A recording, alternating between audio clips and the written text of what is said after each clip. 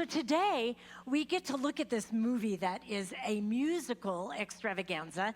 It celebrates the birth of show business and tells of a visionary who rose from nothing to create a spectacle that became a worldwide sensation. And that film is The Greatest Showman. So by a show of hands, any of you ever go to a P.T. Barnum and Bailey circus event in your whole life?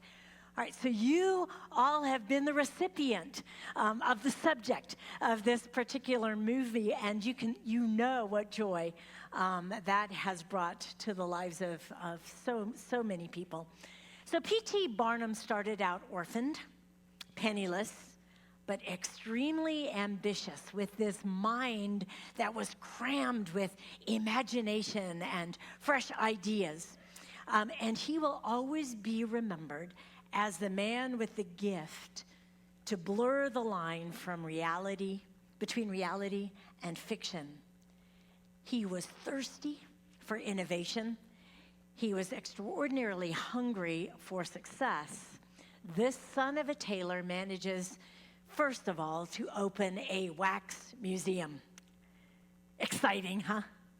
Yeah, compared to the circus, but that's where he started. But he soon shifted his focus from that wax museum to the unique and peculiar, introducing extraordinary, never-before-seen live acts on the circus stage. Now, some people called Barnum's collection of oddities an outright freak show, and the success of this new venture is put in jeopardy when Phineas, we all know him as P.T., he was obsessed both for the cheers that he was getting from this extraordinary spectacle and this idea that he wanted to be respectable. He just coveted respectability and the more highbrow audience, so he decides that he's going to change people's perception of him by bringing on the sensational singing star, opera singer Jenny Lind, so that he might appeal more to a highbrow audience. So in the first scene that we're going to look at today, one of his circus performers, Letty, who is the bearded lady, and others from the circus who have been invited to this reception for Jenny Lind, and they are just eager to meet the famous singer. And so we hear the sound of their raucous laughter that reaches this drawing room where all sorts of very highbrow people are waiting, they are there for the opera singer, Jenny Lind. And when he hears that laughter, we see P.T. rushing to the door to head them off. He actually blocks their way into the room, pretending to be concerned that, they're going to be late for their evening performance at the circus. But the reality of his embarrassment is evident to all, and we see him shutting the door on the faces of his unconventional friends, too concerned about appearances to publicly admit his relationship with a bearded lady, Siamese twins, a dwarf, and more. The circus people are obviously wounded by P.T.'s rejection. And so the scene that we're about to see follows that realization that the door has been closed on them. And hurt but determined to be herself, Letty rallies the others with this song. Let's take a look.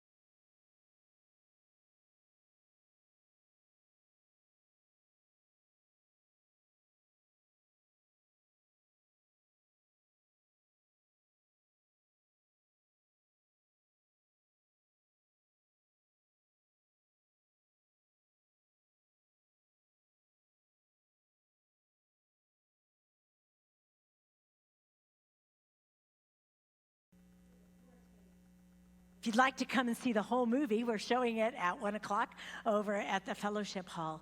But those words, I am braved, I am bruised, but I'm who I'm meant to be. This is me. What do each of us have to do to be ourselves? To know that we are acceptable to God as we are and as we can become, so that we can become exactly who we were meant to be. To see ourselves as God sees us, not as the world sees us. Or to see others as God sees them and not as we see them. To take away any obstacles to others fully experiencing the love and grace of God. How do we avoid the mistakes of P.T. Barnum, where pride and ambition close our hearts to the cries of all those around us who might not fit in? You know, it's far easier to complain and make excuses and withdraw from acting with God to change the perceptions of the world around us. But we are called to have open hearts, to have arms wide open, to receive the breadth of experience that God has for us. Richard Rohr put it perfectly. Look around. It's clear that God loves diversity. We're the ones who crave uniformity. So instead of embracing otherness, we tend to complain about differences. Did you know that the current trend is to take a pet peeve, a growing gripe, or a common complaint, set it to music, round up your neighbors to sing about it? Look it up. It's a relatively new fad that's breaking out across the world. It's called choirs for complainers. And the idea is quite simple. You invite people to list the things that irritate them, and then you hire a local musician to convert those complaints into lyrics and set them to music. Now, such a choir of complainers in Birmingham, England, recently intoned, "The slugs will eat my lettuce, and dogs won't clean their poo. I haven't won the lottery. Life's going down the loo." And then they launched into a rousing refrain of, "I want my money back." Complaint choirs have also formed in Australia, Germany, Canada, Korea, Singapore, Finland, Russia, and many other places. Naturally, the different locales provide different aggravations to grouse about. In Russia, the laments are of loneliness and unrequited love. In Germany, the whining is more political, dealing with lying public officials and overly complicated tax codes. One woman reportedly quit that choir, yammering that it wasn't political enough. What's more, Paul could have been perhaps a conductor of one of those kind of choirs, if there would have been such a thing in the New Testament era. In our reading for today, he enumerates many difficulties that befell him and his co-workers as they traveled to bring the gospel to the world. Afflictions, hardships, calamities, beatings, imprisonments, riots, labor, sleepless nights, hunger.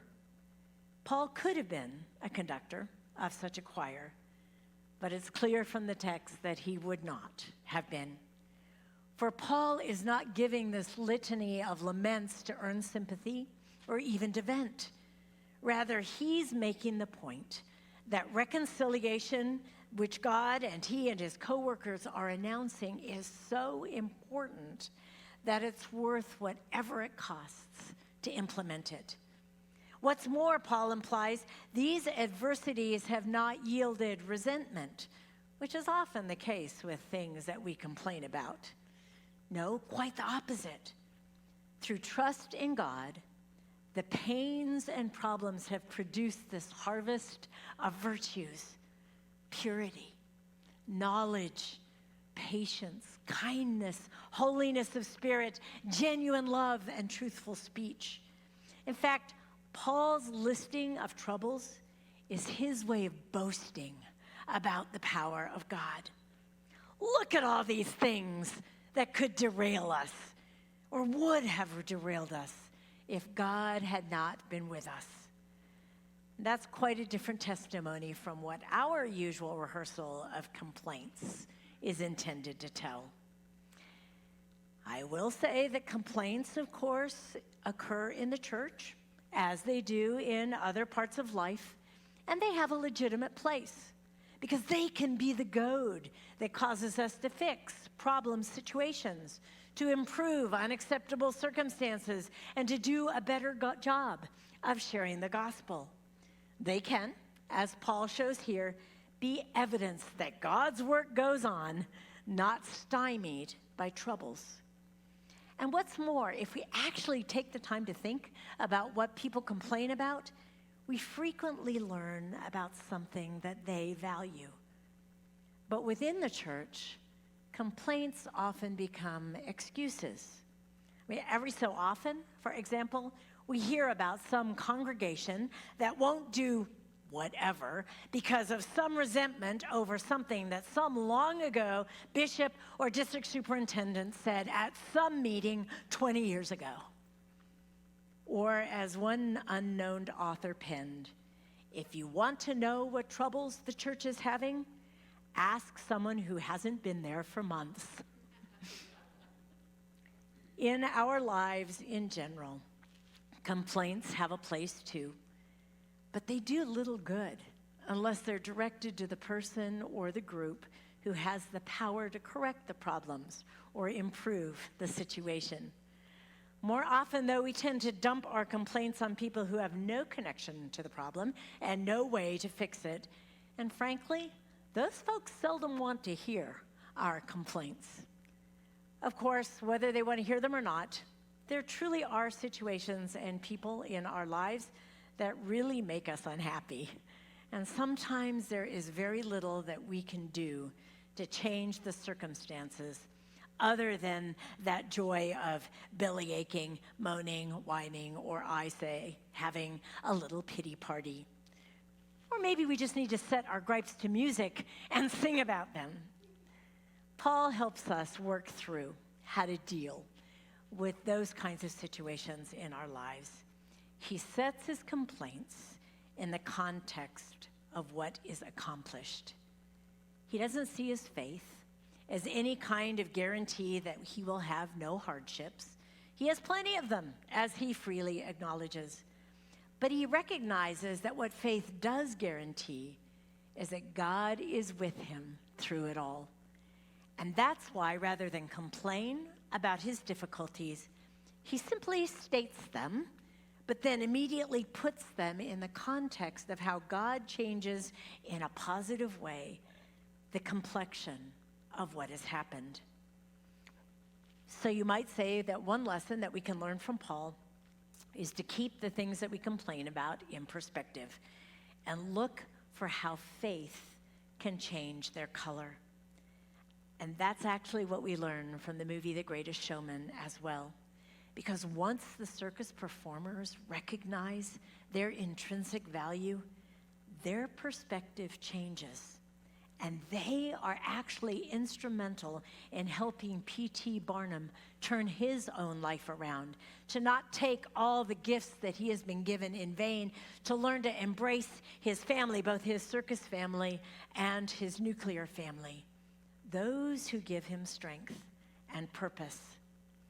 In one scene in the film, the circus performers are picking through the rubble of the burned museum, which had been destroyed by vandals who didn't approve or appreciate of what P.T. Barnum was trying to do. And we watch a defeated-looking Barnum join them. Let's watch.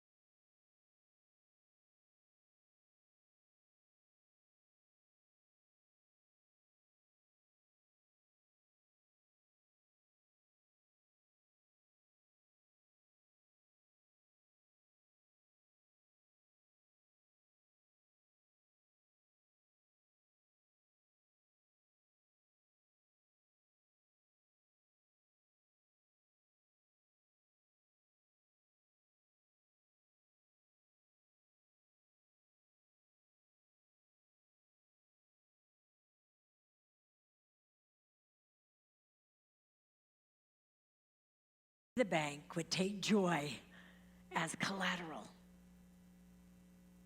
Think about that for a moment. What better thing do we have to offer the world than joy? And Paul's words actually sum up the film's story. Through great endurance, in afflictions and hardships and calamities and beating and imprisonments and riots and labors and sleepless nights and hunger, and I might add, through surgeries and grief and all of those things that we have experienced in our lives, come purity and knowledge, patience, kindness, holiness of spirit, genuine love, truthful speech, and the power of God. With the weapons of righteousness for the right hand and the left, in honor and dishonor, in ill repute and good repute, we are treated as impostors and yet are true, as unknown and yet are well known, as dying and see, we are alive, as punished yet not killed, as sorrowful yet always rejoicing, as poor yet making many rich, as having nothing and yet possessing everything. Friends, that's the gospel. And it's a beautiful illustration of the truth that Paul tries to get the Corinthians to see, so that instead of having a complaining spirit, they're going to be able to see the world around them with new eyes. That's what Barnum's circus performers discovered. And as Maya Angelou once wrote, if you don't like something, change it. And if you can't change it, change your attitude. Don't complain. Like the characters in The Greatest Showman, we can pick through the rubble of the stuff that's gone on in our lives and still open our arms wide to new possibilities. There are going to be tribulations and trials along the way. That's just how life is. But every one of you is amazing and beautiful and brilliant. And you just need to be who you are meant to be. Expect pushback and failures and differences of opinion. But I challenge all of us to avoid making excuses and instead celebrate the wonderful diversity in the ways that God has created every single one of us. Because together, we are going to live in the great power of God's possibility. And that is truly glorious. Amen.